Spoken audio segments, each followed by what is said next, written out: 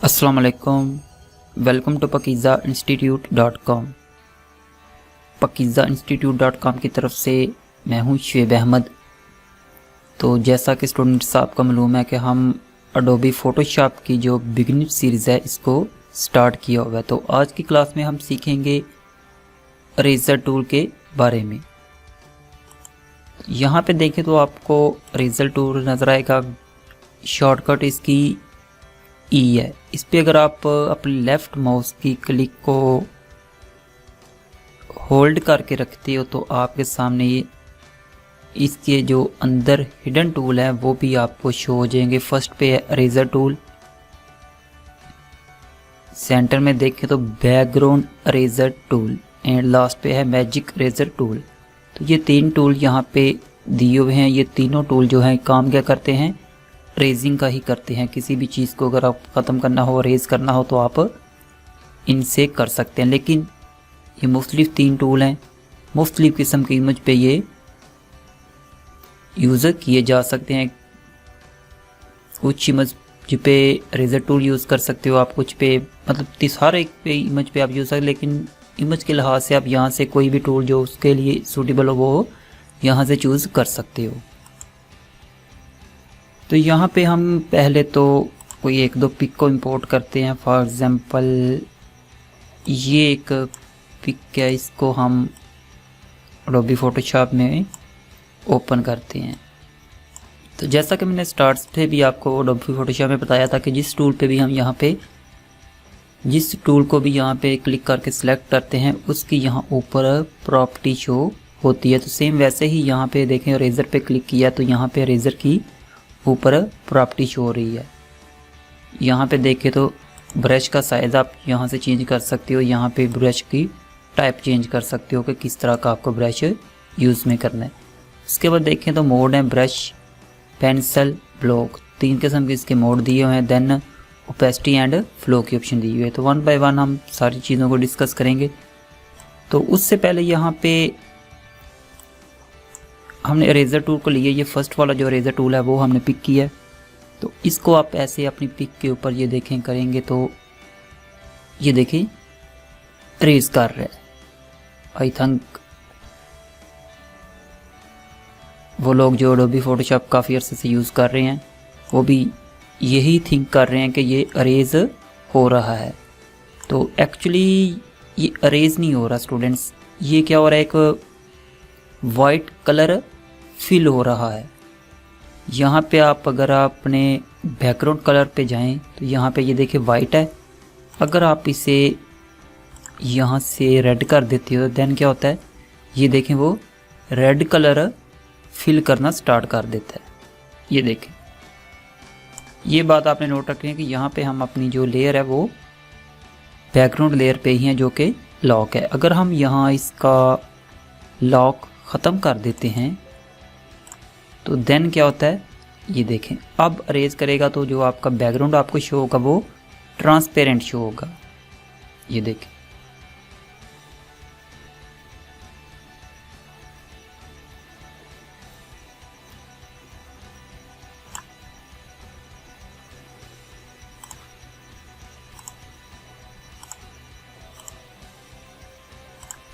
उसके बाद देखें तो अगर आप यहाँ से इसकी ओपेसिटी कम कर देते हो, थोड़ा सा हम ब्रश का साइज़ बड़ा कर लेते हैं। आई थिंक हमारी जो शॉट की यहाँ पे शो होती है वो शो नहीं हो रही। मैं उन्हें पहले ऑन कर लूँ तो कि स्टूडेंट ये हमने अपनी शॉट की जो थी यहाँ पे आपको अब नज़र आना स्टार्ट हो चुकी है। जो भी हम शॉट की यूज़ करेंगे यहाँ पे आपको नज़र आएगा। ये मैंने नम लॉक ऑन था उसे ऑफ़ कर दिया। तो बात कर रहे थे इरेज़र टूल के बारे में। तो यहाँ पे इसकी ओपेसिटी हमने डाउन की है तो 52% इसकी यहाँ पे ओपेसिटी हमने रखी है। अब अगर आप इसे देखें, सॉरी इससे पहले हम इसका जो फिल कलर है वो हम यहाँ पे बाय डिफ़ॉल्ट जो था वही रख रहे हैं। ये देखिए अब क्या हो रहा है कि वो ट्रांसपेरेंट मतलब जो कलर का यहाँ पे जो डेप्थ थी, हार्डनेस थी, वो 52% यहाँ पे फिल हो रही है।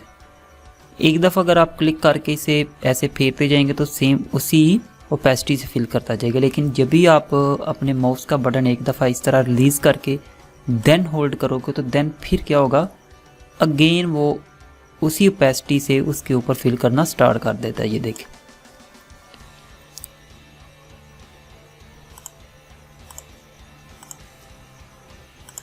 ऐसे यहाँ पे देखें तो इसका फ्लो की ऑप्शन दी है। फ्लो को भी हम ऐसे करते हैं 51 पे ले आते हैं। तो ये देखिए अब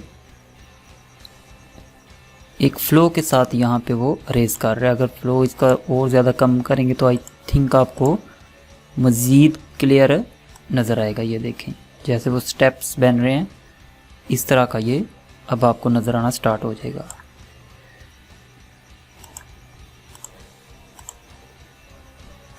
उसके बाद यहाँ पे देखें तो इसके मोड दिए हुए हैं। यहाँ पे अगर बाय डिफ़ॉल्ट आपको ब्रश मोड सेलेक्ट नज़र आएगा, देन आप अगर यहाँ से पेंसिल कर लेते हो तो यहाँ से आप इसे पेंसिल मोड में भी यूज़ कर सकते हो।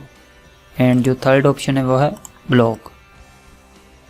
ये देखिए अब आपका जो इरेज़र है वो एक ब्लॉक की शेप में आपको नज़र आएगा और उसे आप यूज़ कर सकते हो। आई होप सो आपको इसकी समझ लग गई होगी। नेक्स्ट देखते हैं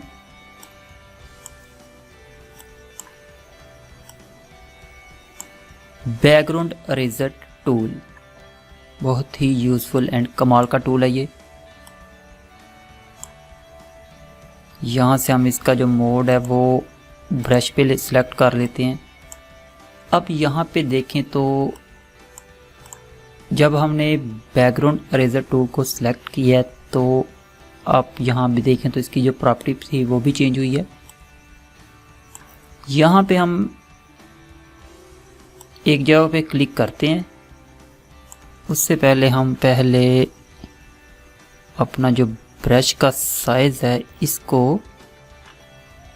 इंक्रीज़ करते हैं ताकि आपको क्लियर नज़र आ सके।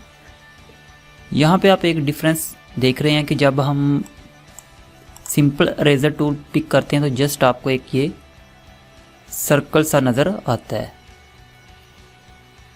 जबकि जब हम यहाँ से बैकग्राउंड इरेज़र टूल को पिक करते हैं तो आपको इस सर्कल के अंदर एक प्लस का साइन भी नज़र आ रहा होगा। तो जिस जगह से आप अपना ये बैकग्राउंड रेज करना चाहते हो, जिस जगह पे आप क्लिक करते हो,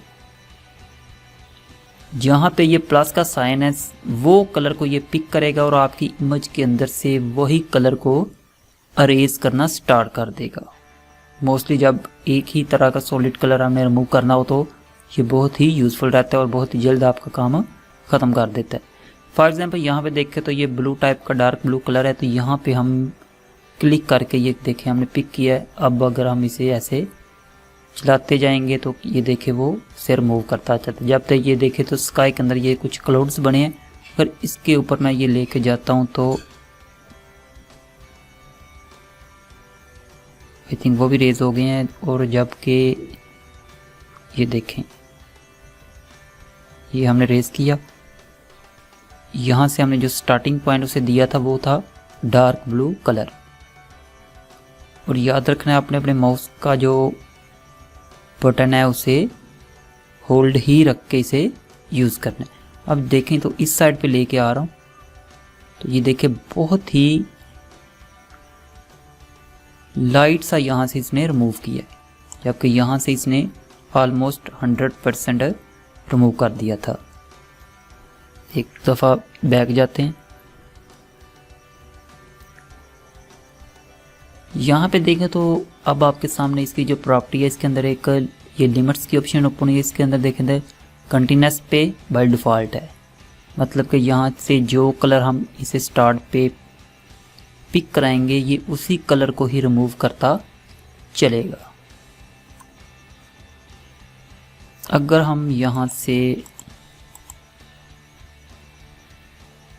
डिसकंटिन्यूस कर लेते हैं तो देन अगर हम जाते हैं यहाँ पे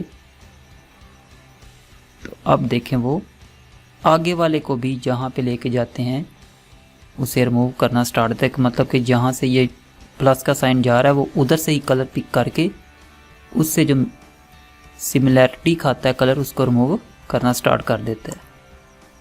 यहाँ से टॉलरेंस अगर आप चाहो तो कम या ज़्यादा भी कर सकते हो।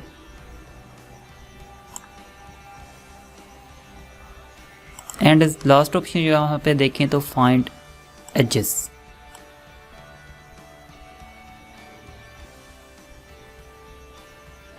ये इस तरह देखें तो इससे भी आप अपना बैकग्राउंड जो है उसे रिमूव कर सकते हो। यहाँ पे एक चीज़ आपको और बताते हैं उससे पहले कि हम यहाँ पे कोई और इमेज को इंपोर्ट करते हैं। फॉर एग्जांपल ये वाली इमेज यहाँ पे ओपन करते हैं,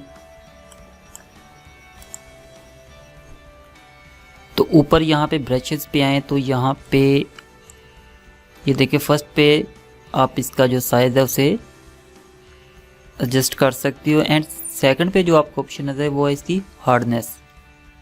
यहाँ से अगर आप इसकी हार्डनेस को भी कम या ज़्यादा करना चाहो तो कर सकते हो। एंड जो थर्ड ऑप्शन है वो यहाँ पे स्पेसिंग की दी हुई है।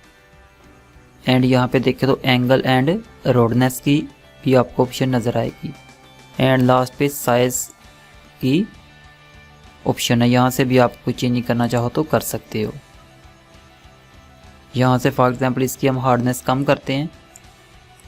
अब अगर इसे यूज़ करें तो ये देखें इसके जो एजेस हैं वो इतने शार्प नहीं हैं, ये देखें।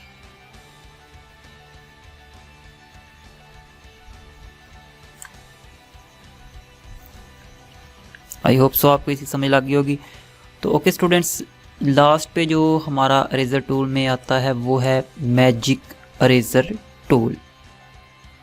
इस पे क्लिक करें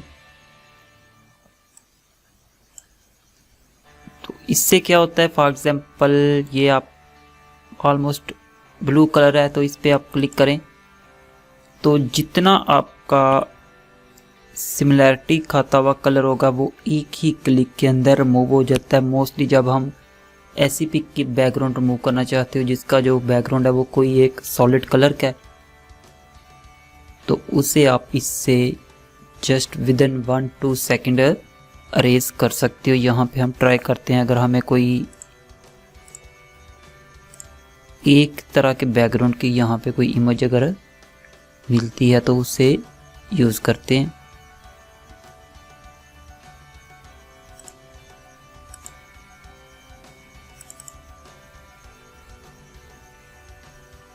यहाँ पे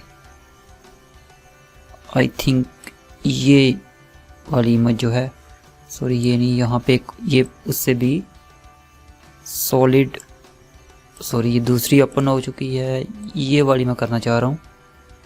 तो ये देखिए इस इमेज का जो बैकग्राउंड है वो जस्ट एक ही सॉलिड कलर है। तो यहाँ पे इसका जो हम लेयर को ला के इसे अनलॉक करते हैं ताकि जब हम यहाँ से इसका बैकग्राउंड रिमूव करें तो हमें बैक पे ट्रांसपेरेंट नज़र आए। तो यहाँ पे जस्ट आपने क्लिक करनी है, यहाँ पे देखें तो इसकी भी आप टॉलरेंस कम या ज़्यादा कर सकते हो। यहाँ पे हम क्लिक करते हैं तो ये देखें जस्ट 1 क्लिक के अंदर इसका जो बैकग्राउंड था वो रिमूव हो चुका है। आई थिंक आपको इतना ये क्लियर नज़र नहीं आ रहा होगा, उसके लिए अब यहाँ पे हम एक न्यू लेयर लेते हैं। एंड न्यू लेयर के अंदर, सॉरी ये ब्लैक नहीं, यहाँ पे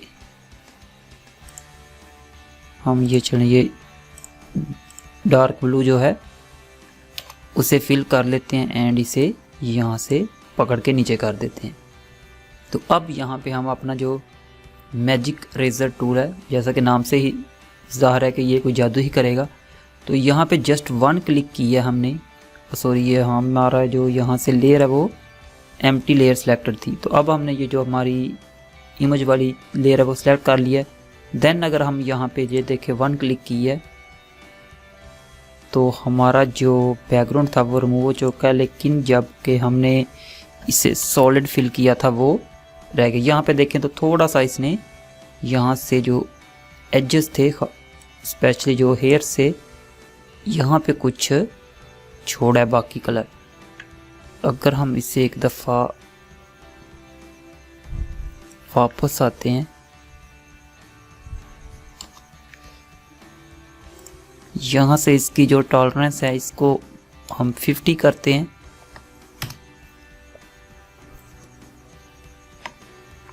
देन अगर हम यहाँ पे इसे क्लिक करते हैं तो ये देखिए पहले से कुछ ज़्यादा उसने हमारा जो ये बैकग्राउंड था अरेज की है। अगेन अगर आप इसकी टॉलरेंस यहाँ से और ज़्यादा करते हैं, फॉर एग्ज़ाम्पल मैं यहाँ से 80 कर देता हूँ, देन हम ये देखें उससे भी ज़्यादा रेज कर दिया इसने आपको। बाकी से मज़ीद आप ऐसे, सॉरी ये उसका आई थिंक फेस पे क्लिक हो गया, तो इस तरह आप इसका जो बैकग्राउंड है वो भी रेज कर सकते हो।